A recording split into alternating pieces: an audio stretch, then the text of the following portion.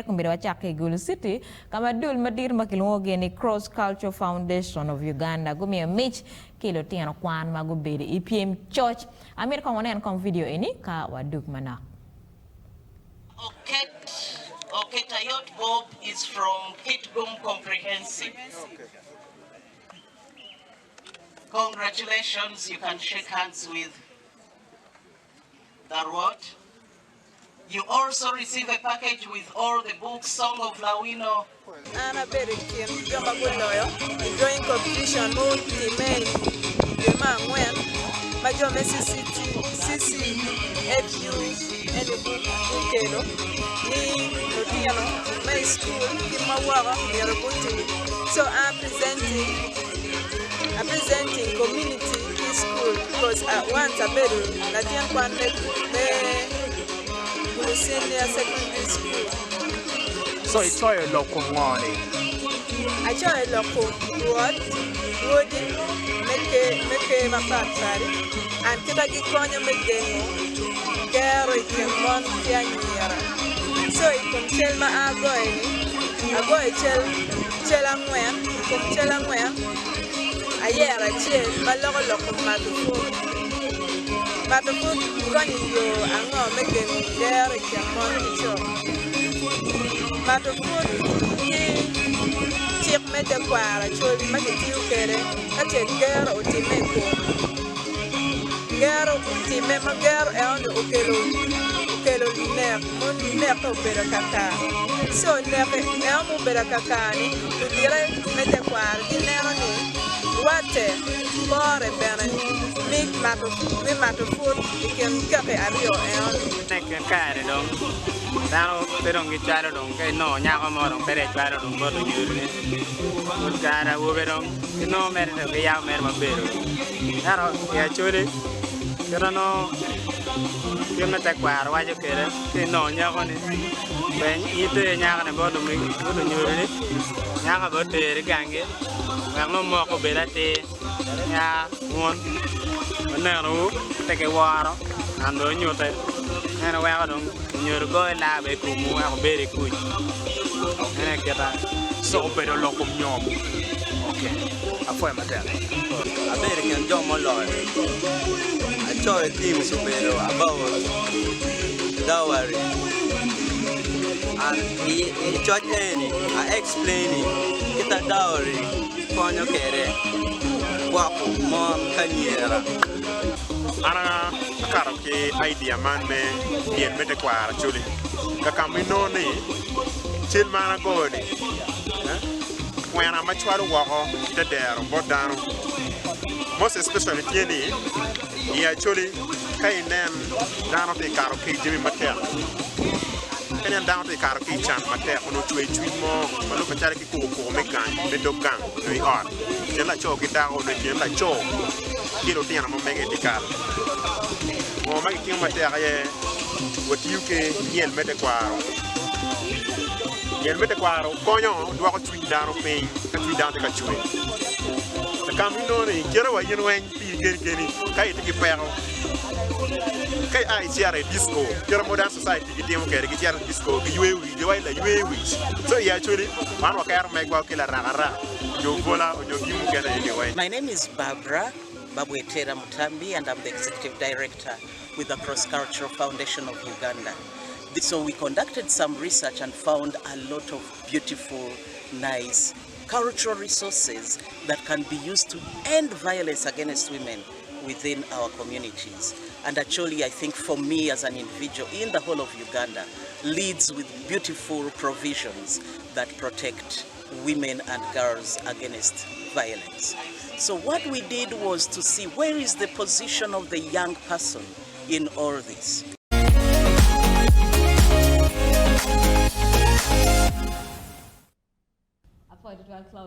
May you put a report and Sarah Winnie Part, Cultural Foundation of Uganda, Timaro, Tema Megi, teach Megi, Inero Mego Wajaka Lengni, position Lutino Kwan Tikwane, Ikit me spearheading your directing culture. Amar ni Lutino in a pyem church and church metekwar.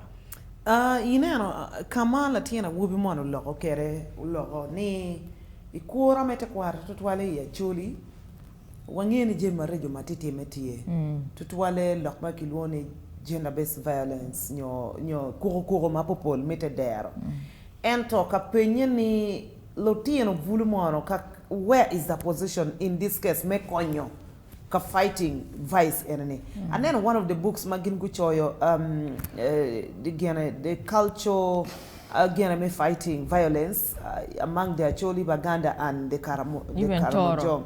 Even Torah is so it there. I need to buy that book. I think I am inspired.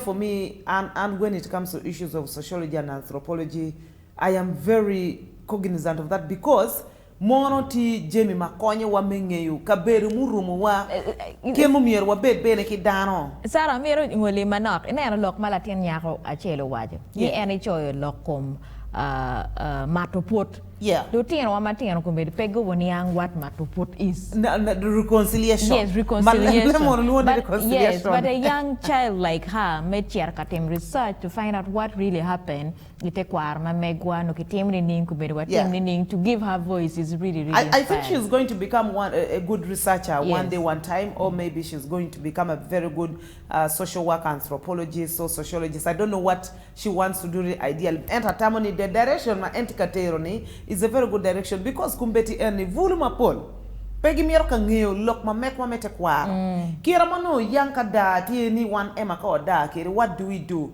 you remember the story pattern Emma Akena was it the other guy Maki Yogoni that minyankole guy watu go